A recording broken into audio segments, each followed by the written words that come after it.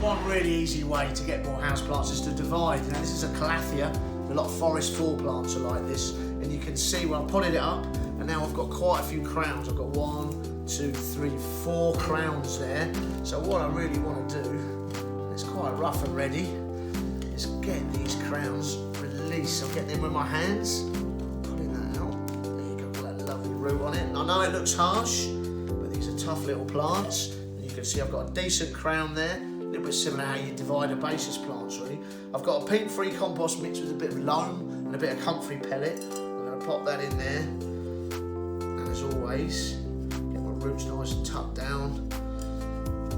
And then filling around tips of my fingers, firm that into place, my little calathea.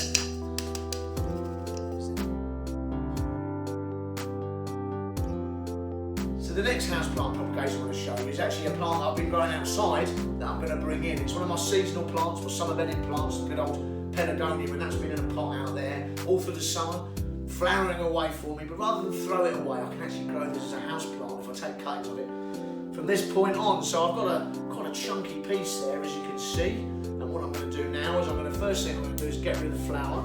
It's a bit sad, but I don't want the plant wasting its energy on flowers. I'm also going to just strip away the bottom leaves. The less leaves, the better in a way, because it means it's transpiring less, losing water less. You can see there's a little bit of a cutting like that. Now, I'm going to take a pair of florist scissors, or faithful scissors, give that a little snip. You can see my little cutting there. In fact, yeah, you see my little cutting there. Now, what I really need now is a little bit of propagation hormone. This is organic hormone propagation. I'm going to dip that in there. That is incredibly pongy. It's not the sort of thing you want hanging around. It does smell a little bit. So there you go. I've dipped that in. This swelling you see here is a node, and I've cut underneath that node because this is where the roots will shoot from. So I've got my hormone there. Now my compost is the same compost as I've used a lot of the time. It's peat-free compost with loam in it and also some silver sand, so it will drain well. I'm just going to pop my cutting into there. So this is where it'll end up in situ. I've got a couple more I've already done, so here's one. I'm going to again pop it into my smelly hormone treatment and then pop that into place there. And finally, I've got one more here. Yep. Again, you can see it's already looking like a house plant, even though it's still cuttings. Pop that on like that. Now I can then, if I wanted, put that in the propagator, or I can put a plastic bag over the top with some stakes and punch a holes in it and make my own propagator.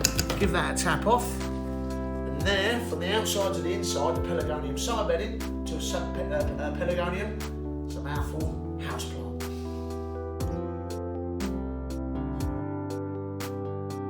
Great little plants, or big plants even, that can just root away in water. Everyone will know maybe Papyrus, your umbrella plant, which I've got growing in the window in my front room, and you can see all I've done is cut the leaves down, reduce the leaf surface with a pair of scissors, and then pop that in water, and you can see it's already shooting away, and that's only taken a couple of weeks. I have a little bit of bedding that I've saved from the balcony from when that was all taken out. This little busy Lizzie will grow away as a houseplant, okay. Now it's a bit fiddly, but I do like to just pinch off the flowers. I don't want them wasting their energy on that. And really, that's one of the easiest of all. I will just pop that in there maybe, and that'll root away, no problem. I'll just do that for you again. You see these flower heads, just going to nip them out, pinch them out with my fingertips, stop the flowering. Got a nice fleshy stem there to root. Pop that in some water with my papyrus and away you go. Or maybe if I have more time, remove carefully. Something like a little Pedagonia. It's a great little plant, love this. So I've got that growing as well. If I pull that out, you can see that's already started to root as well. Along with begonias, I'll do the same.